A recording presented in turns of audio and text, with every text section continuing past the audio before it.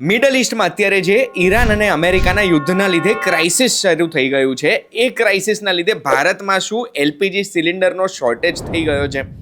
હવે આના માટે PPAC એટલે પેટ્રોલિયમ પ્લાનિંગ એન્ડ એનાલિસિસ સેલનો મેં ડેટા જોયો ને, તો એનાથી મને એક વસ્તુ ખબર પડી કે આપણા દેશમાં જેટલો નેચરલ ગેસ યુઝ થાય છે, કન્ઝ્યુમ થાય છે, એમાંથી આશરે 50% આપણે ઇમ્પોર્ટ કરીએ છીએ. નેચરલ ગેસ એટલે CNG, PNG જે પાઇપોમાં આવે છે એ. અને એલપીજીનો ડેટા અગર આપણે જોઈએ તો આપણા દેશમાં ટોટલ કન્ઝમ્પશન છે, એ ટોટલ કન્ઝમ્પશન અને ટોટલ ઇમ્પોર્ટનો ડેટા મેં ટેલી કર્યો, પર્સન્ટેજ કાઢ્યા, તો આશરે 61% જેટલું એલપીજી આપણે ઇમ્પોર્ટ કરીએ છીએ. આ જે બધું ઇમ્પોર્ટ થાય છે એમાંથી 60-80% જેટલું ઇમ્પોર્ટ સ્ટ્રેટ ઓફ હોર્મુઝથી થાય છે, કારણ કે સાઉદી અરેબિયા અને કતાર જોડે આપણે આ બધું ખરીદીએ છીએ. હવે આ ઘટનાના લીધે, આ ડેટાના લીધે માર્કેટમાં શોર્ટફોલ સર્જાયો છે અને ઘણી બધી જગ્યાએ ખોટી ઇન્ફોર્મેશન પણ ફેલાઈ રહી છે, અને એટલે આપણા દેશમાં એસેન્શિયલ કમોડિટીઝ એક્ટ જાહેર કરી દેવામાં આવ્યો છે. તો જો તમે જાણવા માંગતા હોય કે આ એસેન્શિયલ કમોડિટી એક્ટ શું છે અને એકચ્યુઅલી શોર્ટેજ છે કે નહીં, તો એના માટે સાચું કહું આ વિડીયો જોઈ લેજો. યુ આર વોચિંગ સાચું કહું. મારું નામ છે ગુંજ ઠક્કર અને એસેન્શિયલ કમોડિટીઝ એક્ટ 1955 આ એક એવો કાયદો છે જે સરકાર જ્યારે ઇમ્પ્લિમેન્ટ કરે છે ત્યારે જે પણ એસેન્શિયલ કમોડિટી છે, એટલે અત્યારના કેસમાં નેચરલ ગેસ છે, એલપીજી છે, કે પછી કોઈ દવાઓ હોય કે કોઈ પણ ફૂડ પ્રોડક્ટ્સ છે, એમાં સરકાર નિયમો લગાડી શકે છે. અને કોઈ પણ પ્રાઇવેટ કંપની ભલે પ્રોડક્શન કે મેન્યુફેક્ચરિંગ કે ડિસ્ટ્રીબ્યુશન કરતી હોય, પણ સરકારના નિયમો પ્રમાણે જ એમણે આ નિયમો લાગુ કરવા પડશે. આ એસેન્શિયલ કમોડિટીઝ એક્ટ આપણા દેશમાં કોવિડ આવ્યું હતું ત્યારે એપ્રિલ 2020માં પણ લાગુ કરવામાં આવ્યો હતો. એના પછી 2022, 2023, 2025માં અલગ અલગ ફૂડ પ્રોડક્ટ્સ માટે લાગુ કરવામાં આવ્યો હતો. ફૂડના ભાવ મોંઘા થઈ રહ્યા હતા ત્યારે, એટલે આ એક કોમન વસ્તુ છે સરકાર માટે. હવે આપણે આપણા એલપીજી, CNG, PNG ની વાત કરીએ તો ministry of petroleum and natural ગેસે હમણાં જ 9મી માર્ચના દિવસે એક ઓર્ડર પાસ કર્યો છે, natural gas supply regulation order 2026. આ ઓર્ડરમાં એમણે નિયમો જાહેર કરી દીધા છે કે કેટલું CNG, PNG, LPG કોને આપવાનું અને એની લિમિટ શું છે. તો આ ઓર્ડર કોને લાગુ પડશે? CNG, PNG એટલે પાઇપ નેચરલ ગેસ જે આપણે આવે છે ઇન્ડસ્ટ્રીઝમાં જતો હોય, અને LPG જે LPGના સિલિન્ડર આપણી પાસે આવતા હોય છે. હવે આ ઓર્ડરમાં જે નિયમો છે એક પછી એક તમને કહીશ. સૌથી પહેલા તો ઓઇલ માર્કેટિંગ કંપનીઝને એવી જાણ કરી દીધી છે કે તમારું ફોકસ ફક્ત ડોમેસ્ટિક સપ્લાય પર હશે, બહાર મોકલવાનું નથી, એક્સપોર્ટ કરવાનું નથી કોઈ પણ. એના પછી રિફિલ મોનિટરિંગ વિન્ડો ટાઈમ વધારી દીધો છે સરકારે. આ રિફિલ મોનિટરિંગ વિન્ડો શું છે કે તમે એક ઓર્ડર પ્લેસ કર્યો, એના પછી બીજો ઓર્ડર તમે LPG સિલિન્ડર માટે કેટલા સમયમાં મૂકી શકો છો. તો એ ઓર્ડરનો ટાઈમ 21 દિવસનો હતો, એ વધારીને 25 દિવસ કરી દેવામાં આવ્યો છે, જેનાથી કોઈ પણ વ્યક્તિ વધારે સ્ટોક ના કરી દે અને બ્લેક માર્કેટિંગ ના થાય. વિડીયોમાં આગળ વધતા પહેલા એક બહુ જ સારા સમાચાર આપવા માંગુ છું તમને. ઘણા બધા વર્ષોથી ઘણી બધી વિડીયોઝ બનાવી છે, પણ મને અત્યાર સુધી લોકો પૂછતા હતા કે પોડકાસ્ટની શરૂઆત હું કેમ નથી કરતો, લોકોની સાથે વાતો કરું છું તો લોકો તો ખુલીને મારી જોડે વાત કરે જ છે. બસ એ જ રિક્વેસ્ટને માન આપીને તમારા માટે ચેટ મસાલા પોડકાસ્ટ આ નવી ચેનલ શરૂ કરી છે, જેની લિંક ડિસ્ક્રિપ્શનમાં છે.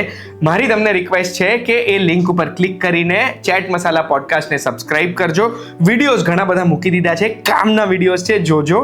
અને હવે આપણે વિડીયોમાં ફરી પાછા જઈએ. પછી પ્રાયોરિટી સેક્ટરની વાત કરી છે. ફર્ટિલાઇઝર મેન્યુફેક્ચરિંગમાં જેટલા યુનિટ્સ જોડાયેલા છે એમને છેલ્લા 6 મહિનાનું એમનું જેટલું કન્ઝમ્પશન હતું ને, એના 70% સુધી મળવાપાત્ર છે, જેટલો બી નેચરલ ગેસની જરૂરત પડે છે તે. પ્રાયોરિટી સેક્ટર 3 આમાં ટી મેન્યુફેક્ચરિંગ ઇન્ડસ્ટ્રીઝ છે, બીજી કમર્શિયલ કે ઇન્ડસ્ટ્રીયલ યુનિટ્સ છે જે લોકોને સપ્લાયની જરૂરત પડે છે પાઇપ નેચરલ ગેસની, જેમાં આપણા ગુજરાત રાજ્યની સેરામિક ટાઇલ્સની મોરબીવાળી ઇન્ડસ્ટ્રી પણ આવી ગઈ. એમને છેલ્લા 6 મહિનાના કન્ઝમ્પશનના એવરેજ 80% અપર લિમિટ મળવાપાત્ર છે, 80%થી વધારે નહીં લઈ શકે. Priority sector 4 city gas distribution છે, એટલે દરેક શહેરમાં જે ગેસ ડિસ્ટ્રીબ્યુશન થાય છે એમાં ઇન્ડસ્ટ્રીયલ કમર્શિયલ યુનિટ્સ જે શહેરોમાં આવેલા છે એમાં પણ એવું કીધું છે કે છેલ્લા 6 મહિનાની એવરેજના 80% એમને મળવાપાત્ર છે, એટલે અપર લિમિટ છે, જેટલો સપ્લાય એમને મળી શકશે એટલો આપવામાં આવશે, જેનાથી એમને કોઈ પણ નુકસાન ના જાય.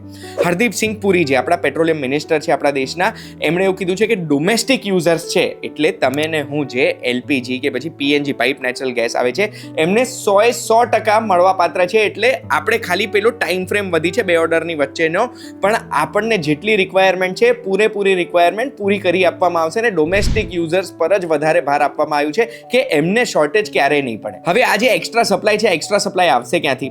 તો ONGC, ગેલ અને રિલાયન્સની જેટલી રિફાઇનરી સાથે કનેક્ટેડ પ્રોડક્શન યુનિટ્સ છે એમાં કહી દેવામાં આવ્યું છે કે તમારે રિફાઇનરીમાં ફક્ત 65% છેલ્લા 6 મહિનાનું જેટલી રિક્વાયરમેન્ટ હતી, યુઝ હતો, એના 65% જેટલું જ સપ્લાય કરવાનું છે, પ્રોડક્શન વધારવાનો છે અને એ બધું તમારે આ રિક્વાયરમેન્ટ પૂરી કરવા માટે સપ્લાય કરવાનું છે. અને એવા રિપોર્ટ્સ પણ છે કે પ્રોડક્શન 10% વધારે પણ કરવા લાગ્યા છે આ બધા યુનિટ્સ. એટલે આપણા દેશમાં જેટલી ડિમાન્ડ છે એ ડિમાન્ડ પૂરી તો કરવામાં આવશે, જે આ લિમિટ કેપ કરેલી છે એ લિમિટ સુધીની. બેસિકલી આપણે કોઈ પણ ચિંતા કરવાની જરૂરત નથી. આપણા ત્યાં પૂરતું એલપીજી સીએનજી આપણને મળી રહેશે. ક્યાંય આપણે ભીડ કરવાની જરૂરત નથી, ટેન્શન કરવાની જરૂરત નથી. ઓન અ સાઇડ નોટ, આપણે પાકિસ્તાન નથી, કારણ કે પાકિસ્તાનમાં અત્યારે પેટ્રોલનો એવો શોર્ટેજ સર્જાયો છે જેના લીધે ત્યાં નવા નિયમો જાહેર કરવા પડ્યા છે. જે નિયમોમાં 4 દિવસ જ સરકારી કર્મચારીઓ ઓફિસ આવશે, બીજા દિવસ વર્ક ફ્રોમ હોમ કરશે, 2 અઠવાડિયા સુધી સ્કૂલોમાં રજા આપી દેવામાં આવી છે. સરકારના કોઈ બી કર્મચારી ટ્રાવેલ કરવા માંગે છે તો એ ફોરેન નહીં ટ્રાવેલ કરી શકે.